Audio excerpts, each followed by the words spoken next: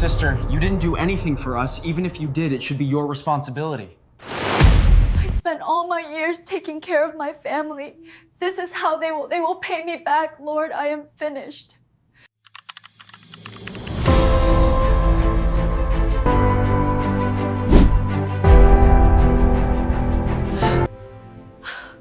She had always believed that love was proven by how much you were willing to give, even when it cost you everything.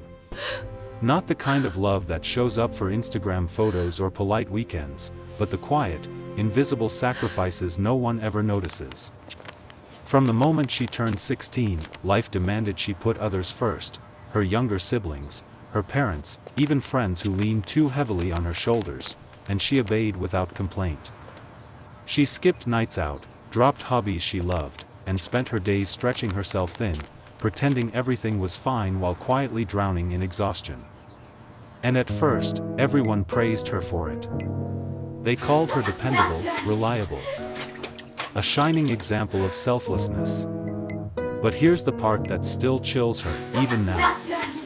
The day she finally reached her breaking point, the people she gave her life to, the ones she trusted most, were nowhere to be found.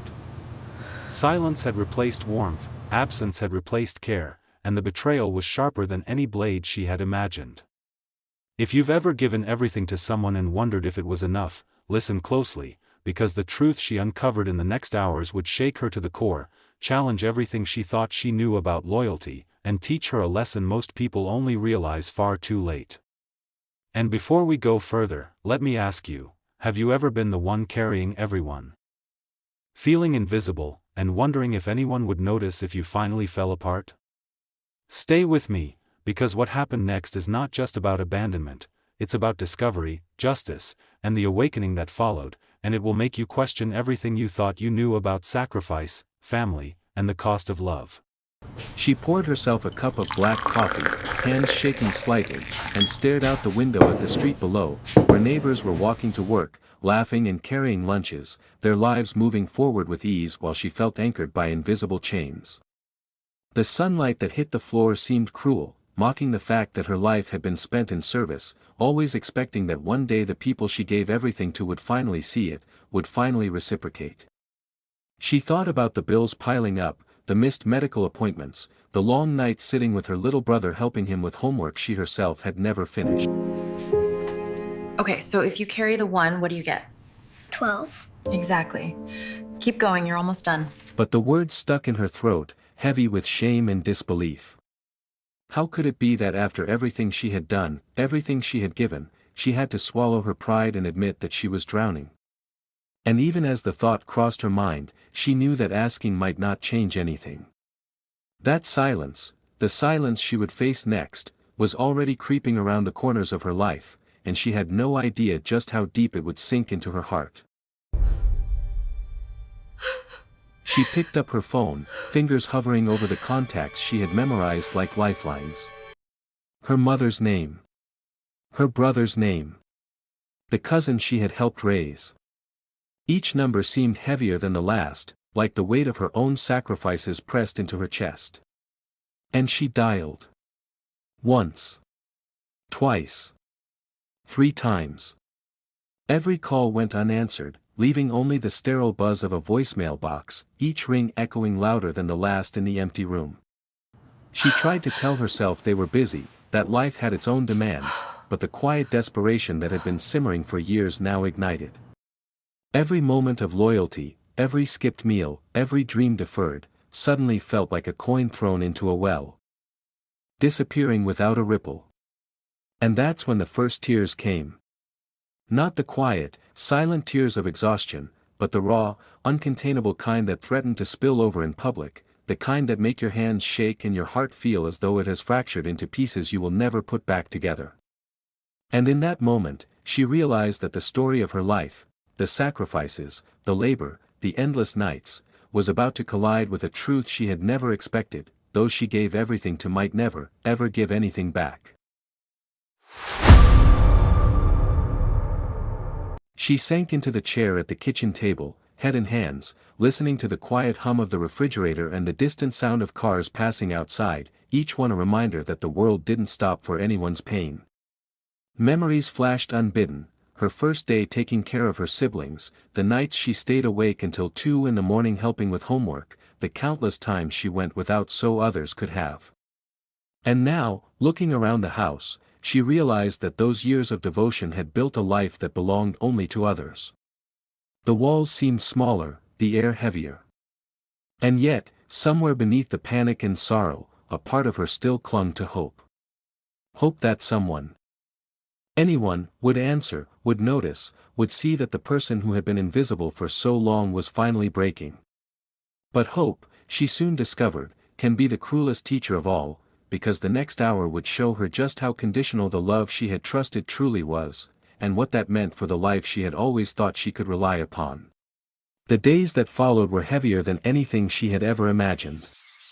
She tried to continue her routine, waking before dawn, making breakfast for her little brother, organizing the house, checking bills, and even trying to find small ways to patch together the gaps in their lives.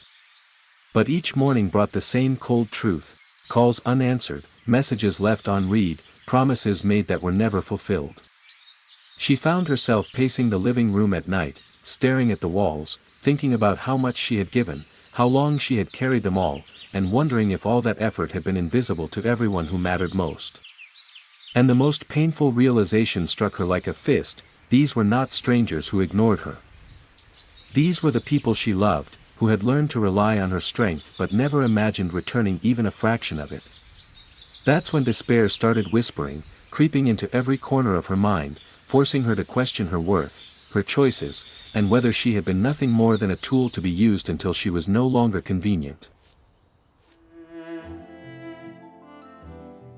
One night, she found herself sitting at the edge of her bed, staring at her reflection in the mirror, a face she barely recognized. Her eyes were swollen from crying, her lips quivered as if they carried the weight of years spent giving without receiving. Why didn't anyone notice? She whispered, voice breaking, though no one was there to answer. She remembered the nights she stayed awake when everyone else slept, the mornings she skipped meals so others could eat, the countless times she forced herself to smile while her heart begged for rest. And now, at the lowest point of exhaustion, the realization hit harder than any hardship she had endured: people she loved, people she had devoted herself to, had abandoned her in the moment she needed them most.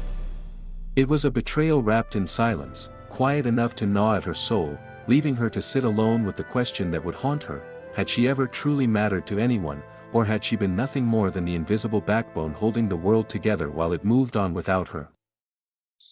The weeks that followed were a blur of sleepless nights and endless attempts to reach out. She sent texts filled with careful words, polite requests for help, even subtle reminders of everything she had done for her family. Yet each message disappeared into the void.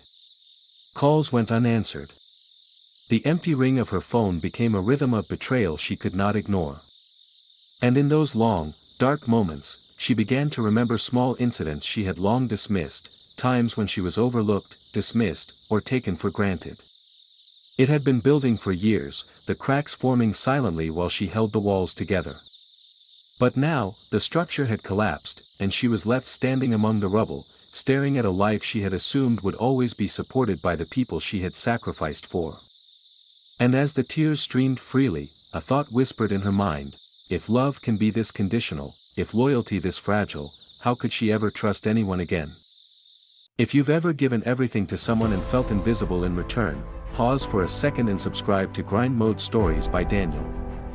This channel tells the real stories of people who gave, who loved, and who survived even when the world seemed to turn its back. Stay with me, because the most chilling part of this story, the part that will make you question loyalty, trust, and the nature of sacrifice, is still coming, and it's a lesson that almost nobody sees until it's too late. Check the next episode in this channel to see what happens next.